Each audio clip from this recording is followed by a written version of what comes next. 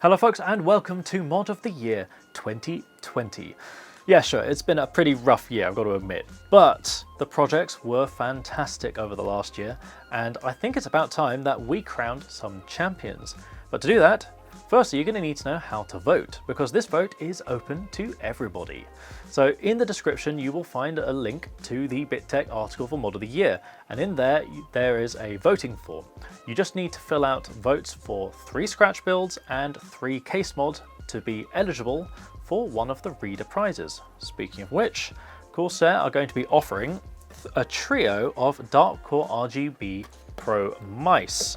So that should be quite a good incentive to get in there and vote for some projects, and also read through the project logs. They're great fun, you find so much information, and I definitely recommend it. With that all said and done, let's take a look through which projects were nominated for the Casemods category. Now that's any mod that was started around a consumer chassis.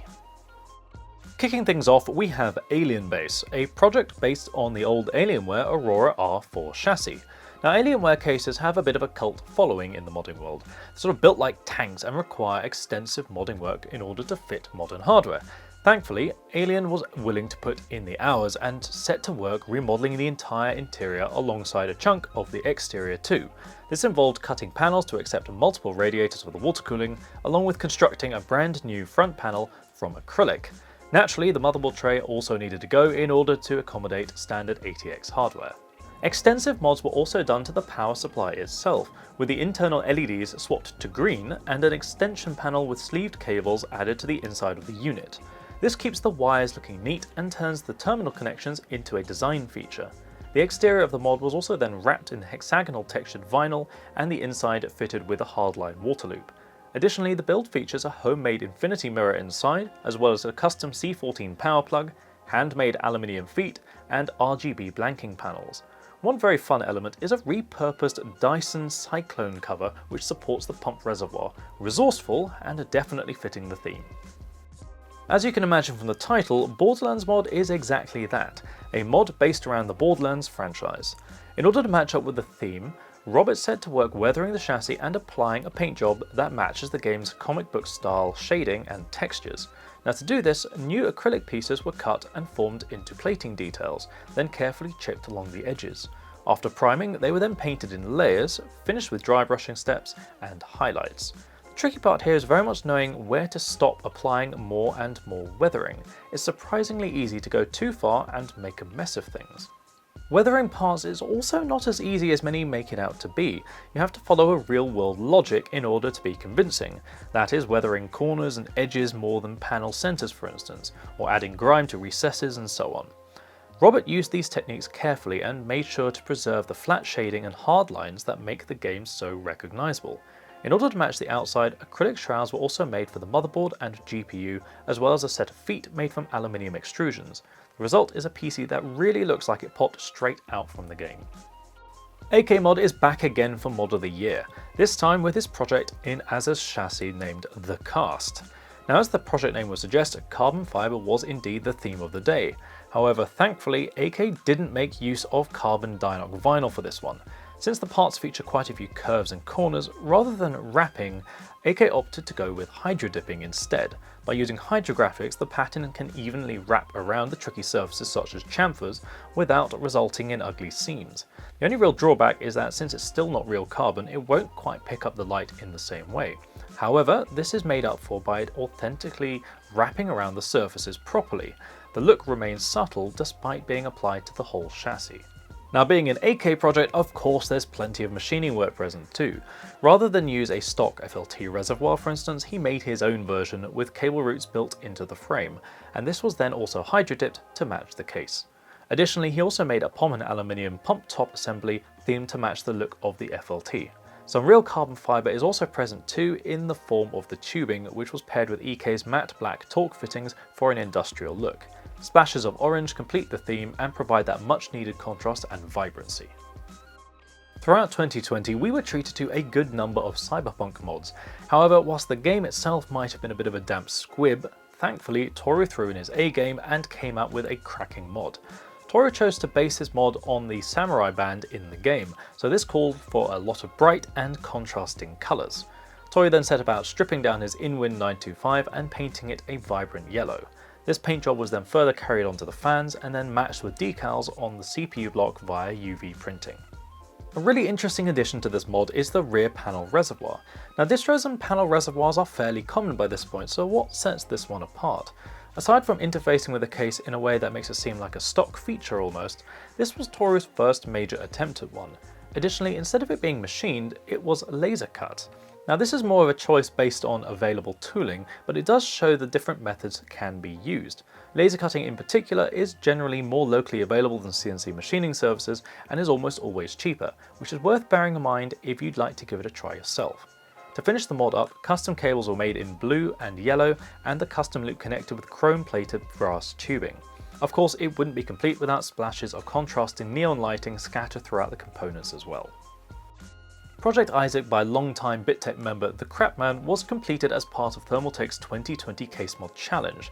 Now in this contest, the contestants were all provided with a suite of hardware as well as a capacious View 51 chassis with which to do as they pleased. Andy set to work styling his mod around Tom Clancy's The Division 2, which involved firstly battering the living daylights out of the case. Now we might have been a tad alarmed by this at first, but it seemed like he had the situation under control. The idea here was to weather down the exterior in about probably the most authentic way possible, I suppose, whilst having the inside resemble a piece of lab equipment. This mod is chocked full of details, such as the use of hard-soldered aviation connectors for the cables, the hand-cut and finished aluminium motherboard, GPU and CPU block shrouds, as well as copious additional weathering and paintwork details around the rear of the mod. If one moment does stand out from the project log though, it's Andy managing to lock himself out of his mod not once, but twice. In fact, it turns out that the cage that was placed around the chassis really does function. Not only that, but it's genuinely held tight by the padlock on the top of the case. I think a few sets of spare keys are in order, Andy. Project Interceptor by veteran Y.G Casemod is in a way a very logical mod. Whilst it might sound a bit bizarre at first given the aesthetic, when you consider it's based on Thermaltake's AH-T600 chassis, was there really ever another option? I mean, has anyone actually ever looked at that case and not immediately assumed that it's an attack helicopter? In any case, Yuri seized the moment and dove in, modifying the interior and exterior to suit the theme even further. This involved crafting numerous new panels from thick acrylic by hand, as well as crafting a set of side-mounted cannons, of course. One really interesting feature of this mod, I think, are the dynamic elements. Yuri made sure that things could move. The cockpit cover and the cannons both are mounted on linear actuators so that they're able to move in and out of position, which I think really adds to this particular build. In addition to the panel fabrication, all the panels were carefully airbrushed to resemble military hardware. The interior was then kept clean via the use of fully custom-made cables and a carefully thought-through water loop, which features a custom pump housing on the distro plate to boot. Tony Stark's Iron Man suits have always been a popular modding theme. However, it's actually not a particularly easy theme to work with given the difficulties of balancing the character colours, hardware and the branding. Now S.A.Mod opted to take an approach that's both in your face, but also a little bit more subtle where it needs to be. The very angular nature of the chassis itself lends well to being repainted, a theme that was also carried into the case and onto the components themselves. The GPU, for instance, sports a matching colour set, and there's a large illuminated Iron Man helmet motif beside the motherboard. Barrow's arc reactor CPU block seems to exist purely to be used in Iron Man builds, so naturally it's a perfect choice for this rig. It's complemented by an external arc reactor as well that sits on the front of the chassis. Now the rear panel has some proper magic in the form of a large illuminated Iron Man stencil that really hammers home the theme. Sticking with the Iron Man theme, Rob decided to go for a completely different approach, instead choosing to mod his chassis to be Tony's suit assembly system. This mammoth mod first involved constructing a huge plinth and frame structure from MDF, which was then accented with lighting and 3D printed textural pieces. With the base setup, Rob got to work 3D printing all of the armatures that would be seen arranging the PC components into the chassis. The scale of these prints is really quite something, and I don't want to know just how many hours he must have taken to complete this in total. Now the inside of the mod was also given a fair amount of treatment too, with Rob first going about modding the level 20 GT chassis by beginning with the exterior detailing. After painting the corner sections gloss black, he added a vinyl backed lighting panel to the front. The final step was finishing all the paintwork for the exterior, which involved multiple primer layers and top coats in order to ensure a good finish. The result is a huge project that really does look the part. Inspired by the colour combination seen on the McLaren 600 LT that the Top Gear crew took around their test track, Joe figured that he simply had to have it as the theme for a case mod. That meant reaching out to the source of the exact same Luminaire green paint used by the factory on the car. He then set to work taking apart the whole chassis in preparation for painting. With the chassis now the signature green, attention was turned to the cabling and the custom loop. In order to make room for the reservoir fittings behind the lower radiator, Joe made up a set of custom spacers in order to sit the reservoir further back than it normally would. The loop itself was then finished up with matte black acrylic tubing and yellow pastel coolant in order to match the McLaren brake calipers. The final detail was a large vinyl razor logo that was placed on the main window. Now ONDA was very much born out of experimentation. Alessandro has always been one for pushing boundaries, so when he picked up a CNC router earlier in the year, that of course meant completing a project with which to learn how to use it. Much of the main structure is CNC cut from pine and then stained. One of the reasons there being that pine is a very forgiving material to learn on. It also gives lots of opportunities for finishes. After setting on a structure formed from a series of overlapping crescents, Alessandro got to work making the aluminium structural elements.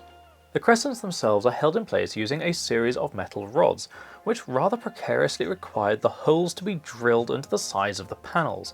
Now to mount the components, Alessandro made use of a Hydra Mini ITX open chassis, which bolts straight to the structure using a set of aluminium brackets. One of the striking features is the use of an alpha-cool ice spool pump reservoir as a central focal point for the build. It really does a great job at drawing the eye along the whole chassis, culminating in the water cooling system. This is a bit of a feat since those reservoirs are actually very difficult to make use of thematically. The result is really a design statement, and I can't quite remember ever seeing something quite like ONDA before. Douglas Alves is also no stranger to Mod of the Year, and for good reason. His rambunctious style often involves some pretty complicated mods and techniques that aren't easy to replicate. Starting with the huge Thermaltake level 20 chassis, Douglas filled sections with mirrored acrylic, giving the unique compartments a very colourful depth to them. This pairs surprisingly well with the chrome tubing and additional use of both silver and gold mirror acrylic throughout. It's very much worth noting as well that Douglas uses hand tools to construct his mods, so all that acrylic lettering was painstakingly cut out piece by him. Even more impressive is the hand-cut distro plate that continues to prove that a CNC router or a laser cutter aren't the only options for these sorts of works. As has been the case with a number of Thermaltake mods last year, it's themed around their 20th anniversary celebration. This build is big, bold, and certainly one to be a conversation starter wherever it's exhibited. Tweaked Meshify S2 has a lot more going on beneath the surface than first meets the eye. So much of the internal chassis was first removed in order to make way for a rather interesting radiator layout. Rather than stick with the standard top and front radiator mounts, two 360mm units were placed on the sides of the motherboard at an angle. This interesting flip side to this is that it allowed for a surprisingly open layout, considering that the Meshify S2 is only a mid-tower. The star of the show that makes this layout a possibility is the large rear panel distro machined by Ruben of the Dutchman Modifiers. The distro itself not only carries the water paths between the main components, but also has the cables built in via a series of stepped paths. This allows for the cables to be visible in neat rows from behind the case. The rear side of this distro was then coated with black vinyl so as to leave only the cabling visible. The result is a very uncluttered appearance, with the motherboard and GPU keenly highlighted thanks to the roof fan lighting and water block LEDs. Well, I hope you enjoyed all the projects, folks. Remember, if you'd like to be eligible for one of the reader prizes, make sure you get over to the link in the description and cast a vote for 3 case mods and 3 scratch builds. Of course, it goes without saying, if you haven't subscribed already, make sure you rectify that, because we have some fantastic stuff around the corner. Not only have we got the culminating montage for this bad boy over here, we've also got Aquacaris over there coming back soon, plus a special 4000D project, so there's an awful lot to look forward to. Of course, you can also find us over on Facebook, Instagram, builds.gg and Twitter. Of course, we also have a Discord server that's linked below. It's a great place to hang around and chat, catch up with new projects and mods, and generally just have an all-round good time. Of course, it also goes without saying, if you'd like to support the channel, don't forget to swing by our merchandise store, also linked below, and see if anything strikes your fancy. Take care, folks, stay safe, and I'll catch you next time.